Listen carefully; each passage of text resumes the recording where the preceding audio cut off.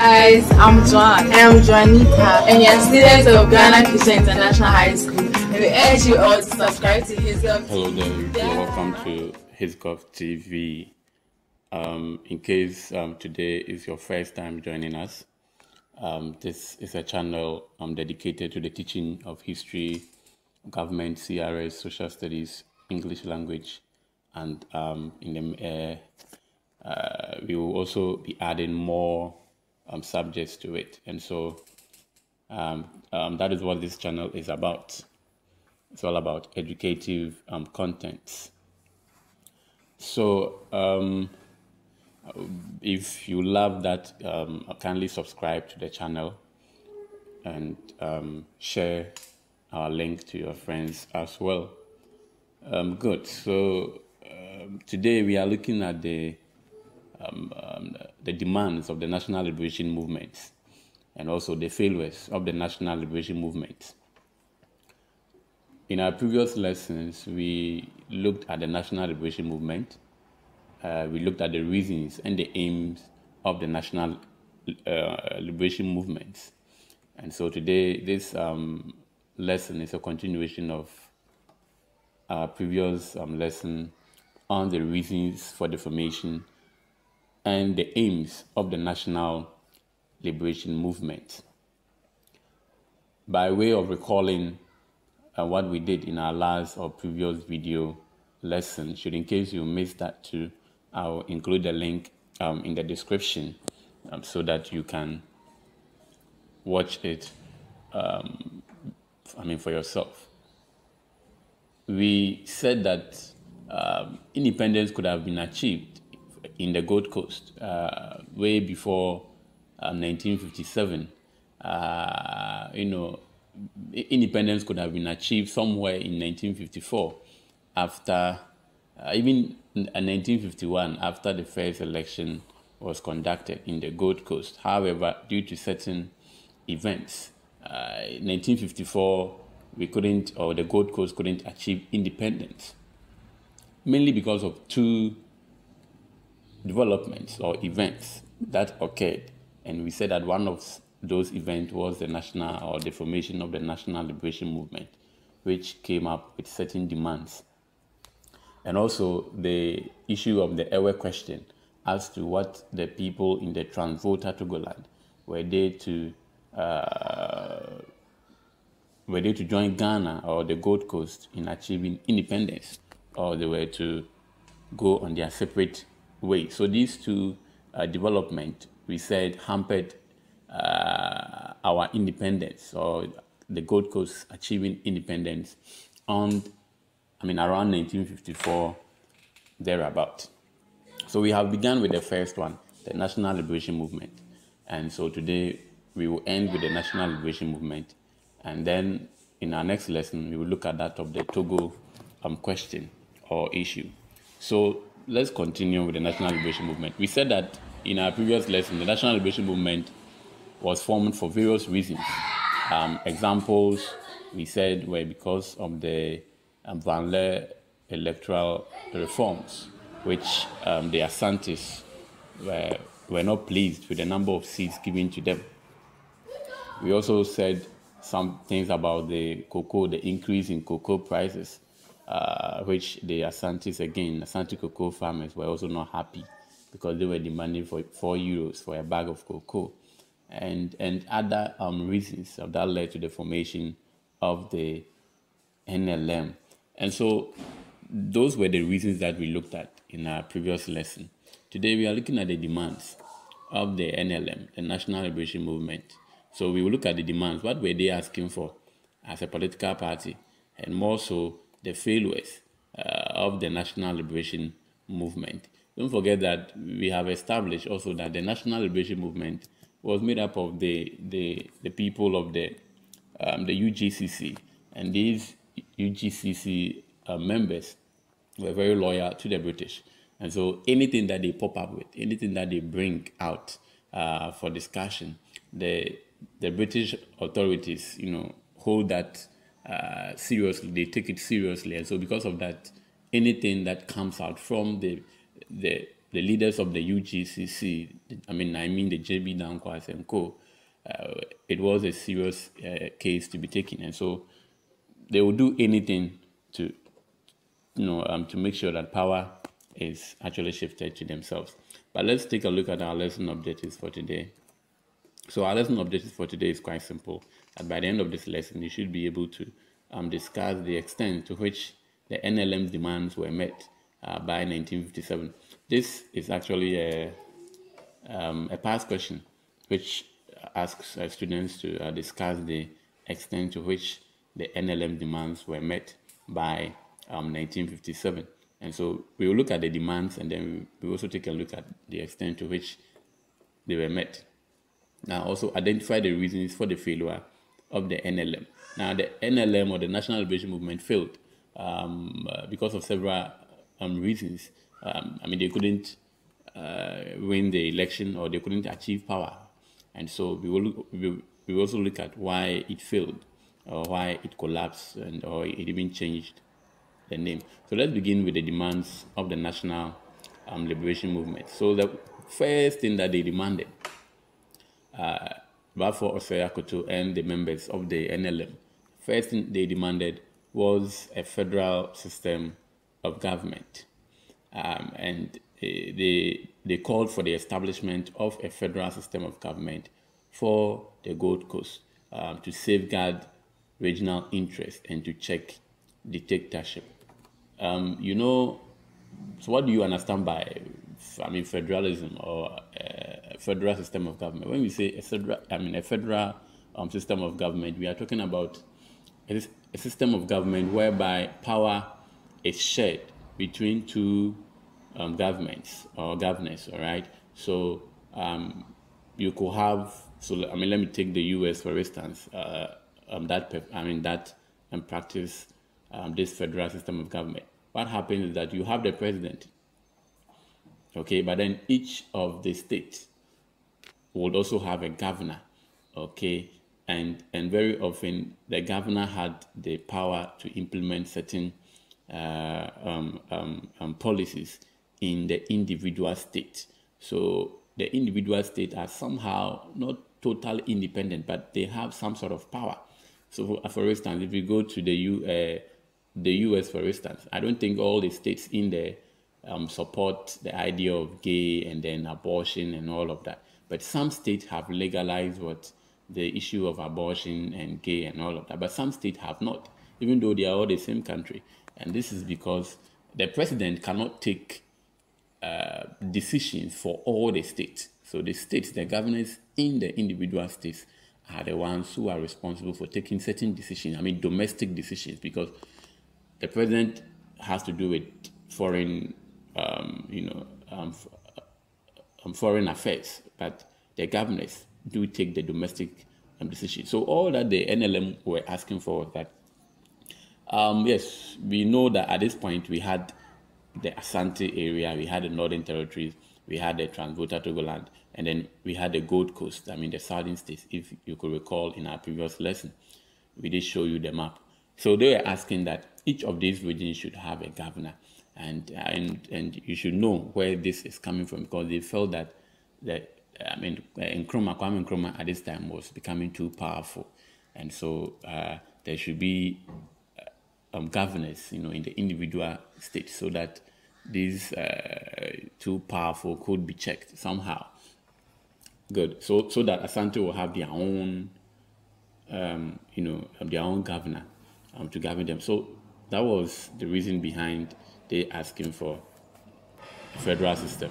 Now, again, they also demanded for a fresh elections to be conducted in the country.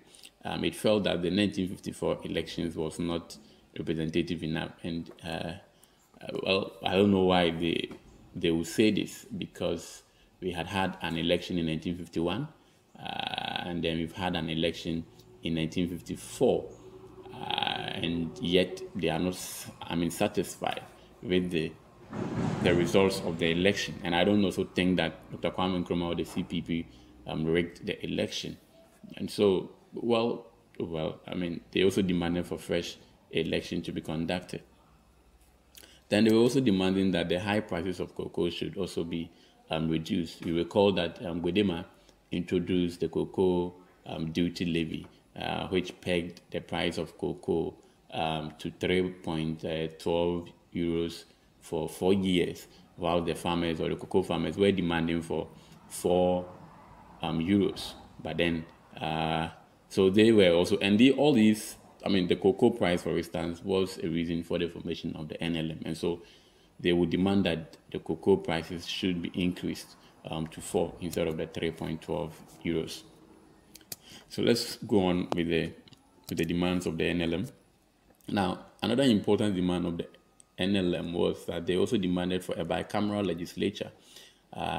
So they demanded for a bicameral legislature. So again, what do you understand by bicameral legislature? And so it was a type of of course, a type of government whereby we have two houses in the National Assembly. At this time, they were called the National Assembly or the Parliament. So we have two houses. So it's not a unicameral whereby you only have one house when they decide on issue that is final. So when you come to have a parliament or a National Assembly with majority having more representative, or the governor, I mean the government in office having more or majority, you realize that they take decisions for their own selves because they have the majority in parliament. And so you realize that decisions are not taken in the interest of the people, but mostly decisions are taken in the interest of the party.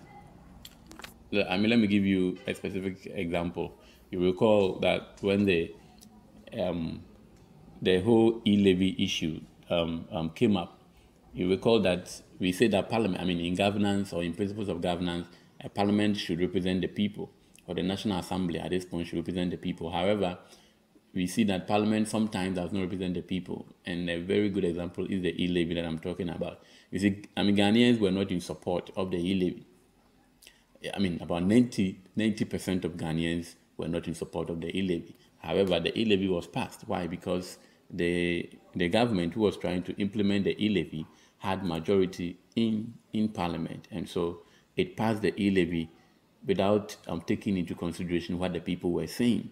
So basically, that is what the NLM wanted to avoid, because they realized that the CPP had the majority. They were majority. They had about 71 seats out of 104 seats, and so that means that, I mean, the minority were just there because they can't do anything. Any decision that will come up from the president will surely be passed by Parliament. And so they didn't want that to happen.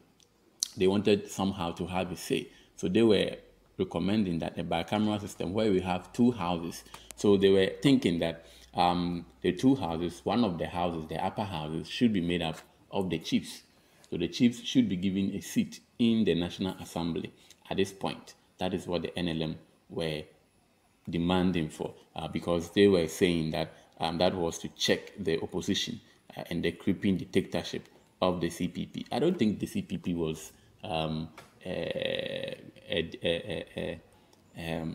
a dictatorship government. I don't think so. Or, I mean, an autocratic government. I don't think the CPP had never been an autocratic government. The whole thing, the whole weakness in our political system is that sometimes when we are in power and we are in the majority, we refuse to think. We don't care about the people, whatever policy that the president comes with. Because we are in the majority, they don't think about the effect, so they all support it. So I think that is what was happening in the National Assembly or in Parliament at this time. I don't think that the CPP, in terms of principles of governance, was an autocratic government, because the one-party system that was introduced, the PDA that was introduced by Nkrumah did not introduce them by decree. They were introduced, they were passed by Parliament. And so the weakness is that the Parliament the CPP had majority in Parliament. So whatever the president brings, they support. But the CPP was never an autocratic government. Never. Let nobody deceive you. Today, we still have such parliaments still existing, you know.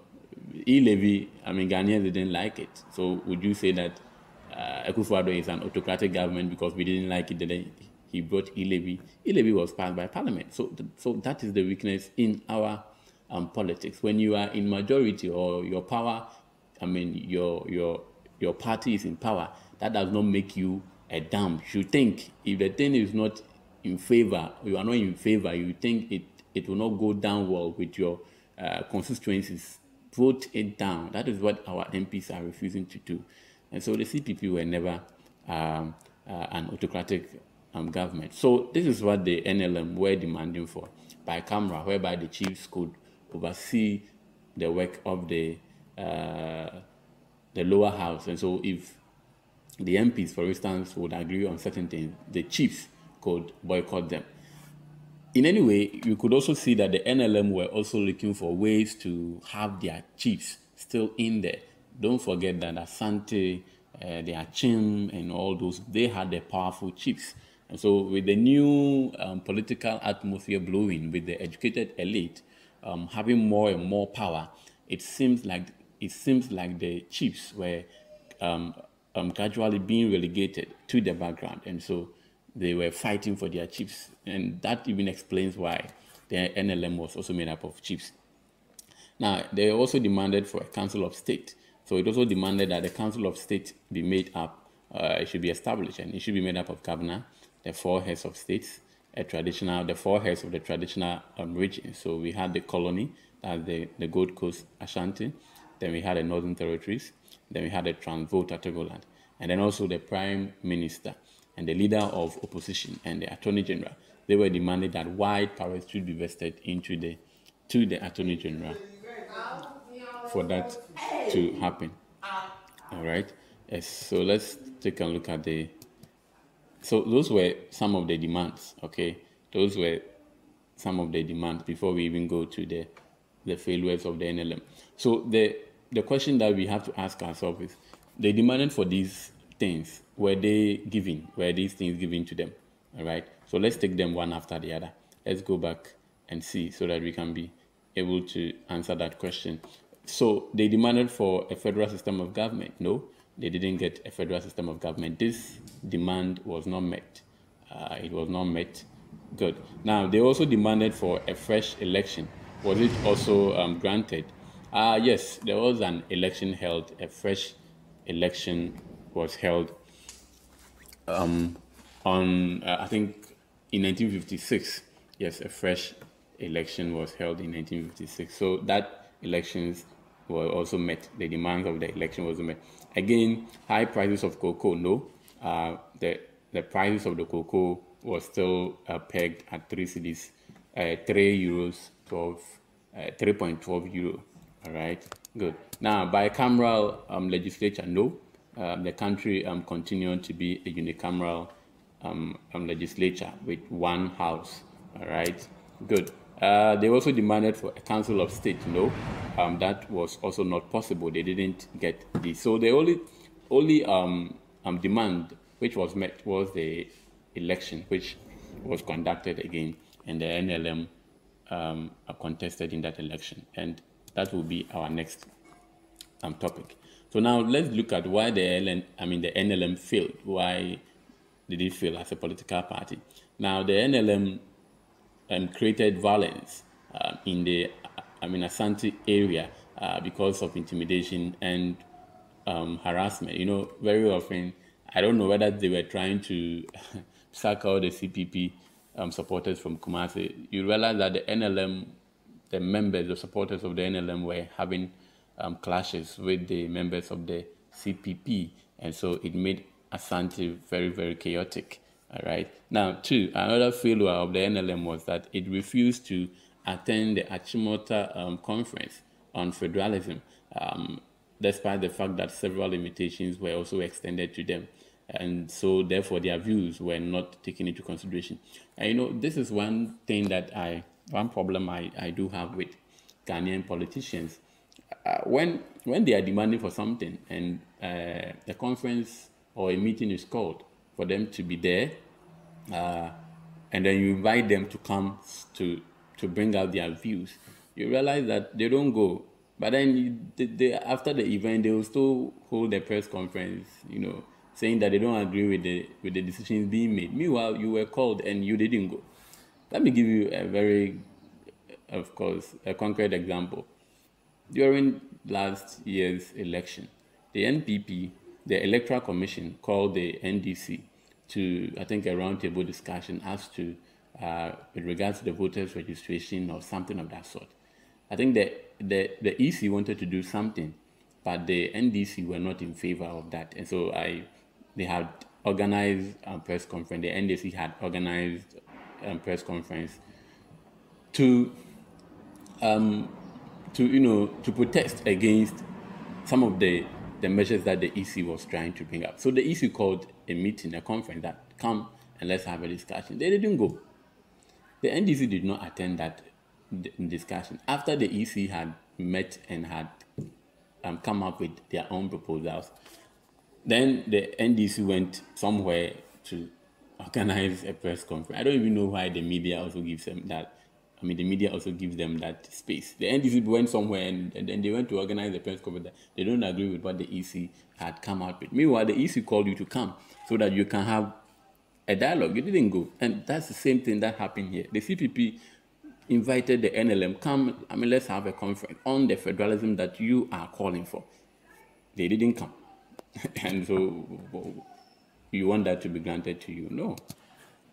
The next failure was that the NLM was also organized as a tribal or regional movement, and so it could not also challenge the CPP, which was a mass party. So you see, the NLM was formed based on tribal and regional issues. Tribal in the sense that it was made up of the Asante and the Achims people, regional, Ashanti region, and somewhere in the eastern region. So a lot of people were not attracted to that party because it looks as if you were not from any of these regions or tribes, you didn't belong to the NLM. However, the CPP was a mass party devoid of any regional or tribal background, and so a lot of people were attracted to this. And so for that reason, in the 1956 elections that the NLM called for, the NLM contested. The Ghana Congress Party, the JB Dankwa. Now the UGCC has, of course, the UGCC that moved from the Ghana Congress Party with JB Dankwa and Co. will now move to be known as the National Liberation Movement. And they contested in the 1956 election, and they won only 12 seats, while the CPP won 72 seats. And these 12 seats were all won in the Ashanti region. And so that should tell you, and so they couldn't, win the election because their party was based on tribal lines. Okay, good. Now the next one was that the NLM slogan, secession of Asante Matemihu, was also seen as a division by the electorate or the people at that time. It therefore did not make it possible for them to attract more supporters from people who were not Asantes. So, if you say Matemihu, it sounds like a negative kind of thinking. And so it's only Asantes who will support you. And so their slogan was also problematic for them. And so that also did not encourage people to be part of the NLM. Okay, good. Then let's take a look at the last one. Then we'll bring our discussions to an end. There was also a possible fear of Asante's hegemony, Asante's dominion for domination over the states and kingdoms in the Gold Coast. A lot of people were also scared to vote for the NLM or to even support the NLM because they feared that Asante's hegemony and domination would come again. If you know the history of the Gold Coast, you will see that Asante had been the most powerful and troublesome state or kingdom among all the kingdom that lives in present-day Ghana. And so with a new political atmosphere, the people, felt safe. But then if Asante is now coming back to say, Matemehu, or we have succeeded, secession from the NLM, then that was what problematic you get the whole point. And so that was a problem for the people, and the people were not willing to support that idea. Good. So I think that is all that we have for you today. So let's try our hands on these questions. So this is the object question 2011. Outline the circumstance leading to the holding of a new general election in 1956. And also, as I said, discuss the extent to which the demands of the NLM were also met. So these were some of the issues regarding the National Liberation Movement. Good. So let's meet some other time. Have a nice day. Please subscribe. TV, first among equals. Bye.